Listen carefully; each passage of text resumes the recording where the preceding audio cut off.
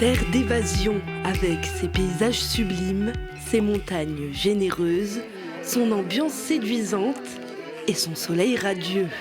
Le Charmançon offre l'impression que le temps s'arrête pour mieux continuer l'instant.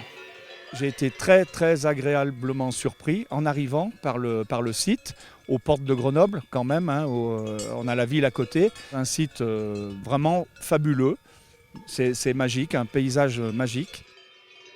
La magie possible en quelques coups d'accélérateur, car ce lieu exceptionnel a la particularité d'être directement accessible en voiture, avec les inconvénients que cela engendre. Le petit bémol que je mettrais en arrivant, c'est de voir ce nombre de véhicules et le nombre de gens qui montent ici en véhicule.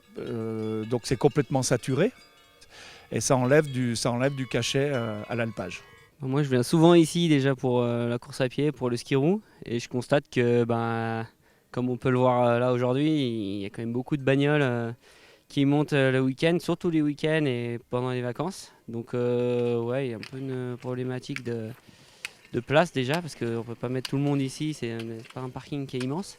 C'est sûr que s'il y avait des solutions, ce serait pas mal, mais il ne faudrait pas que ça porte atteinte aux commerces qui sont là.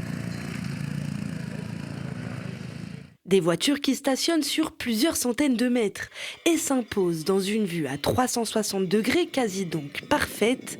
Mais le seul alpage laitier de l'Isère porte ce petit désagrément aussi comme un atout essentiel.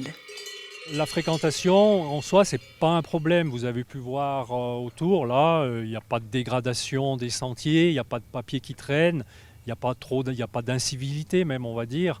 Donc on ne peut pas empêcher aux gens d'accéder à la montagne, quoi. C'est un espace qui doit être partagé par tout le monde, à condition que ça soit un peu encadré. Une chose de sûre, il faut quand même laisser aux gens l'accès au Charmançon. Les gens ne sont pas tous des randonneurs, des trailers. Il y a des gens qui viennent en famille, qui viennent avec la mamie, qui viennent avec des enfants. Ils viennent là, ils sortent les glacières, ils pique-niquent, ils passent un bon moment à la montagne. Les plus dégourdis vont faire le sommet, voir le point de vue.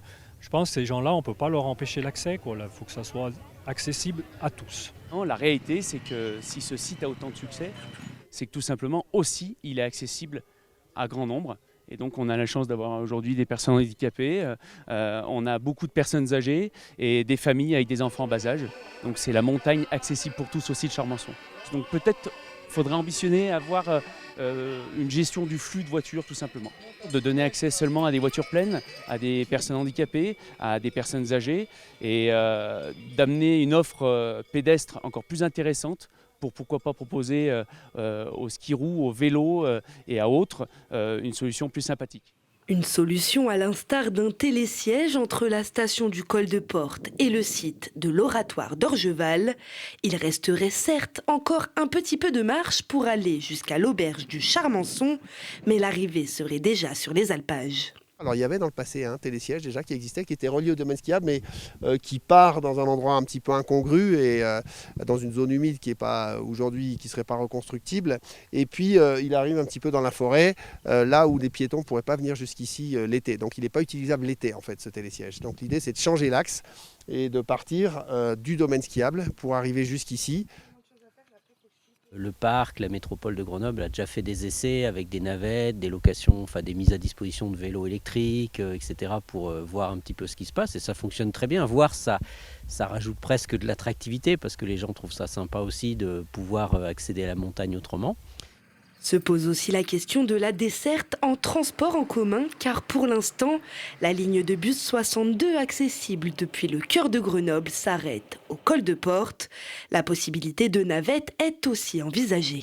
Il faudra prendre en compte toutes les situations, les personnes à mobilité réduite, les personnes qui sont peut-être avec l'âge plus de difficultés pour se déplacer. Il faudra bien sûr trouver des solutions pour tout le monde. Vous savez, dans le domaine des mobilités, il y a rarement une seule réponse. Il y a des réponses et il ne faut pas avoir des positions de principe ou être rigide. Il faut au contraire trouver des adaptations. Il ne s'agit pas de dire que plus personne ne pourra peut-être accéder ici avec des véhicules demain, mais en tout cas, ce qui est certain, c'est qu'il faudra qu'il y en ait beaucoup moins qu'aujourd'hui et que cela devienne l'exception au lieu d'être la règle.